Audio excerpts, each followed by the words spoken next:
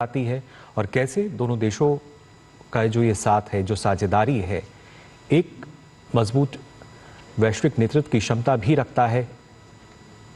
फिलहाल आप देख पा रहे हैं इन तर तस्वीरों आपण में पाहतोय पंतप्रधान नरेंद्र मोदी यांची फ्रान्सचे राष्ट्राध्यक्ष इमॅन्युअल मॅक्रॉन यांच्यासोबत बैठक जी आहे ती सुरू झालेली आहे। मोदी आणि इमॅन्युअल मॅक्रॉन यांच्यामध्ये ही द्विपक्षीय बैठक सुरू आहे। पंतप्रधान नरेंद्र मोदी हे मुंबईच्या दौऱ्यावरती आहे आणि या दरम्यानच ही बैठक आता सुरू झालेली आहे। मुंबईमध्ये क्लायमेट परिषदेच्या कार्यक्रमाचं आयोजन सुद्धा करण्यात आलेलं आहे। इंडिया गेट जवळ कार्यक्रम पार पडणार आहे, मात्र त्यात आधी ही महत्त्वाची बैठक ही पार पडतीये।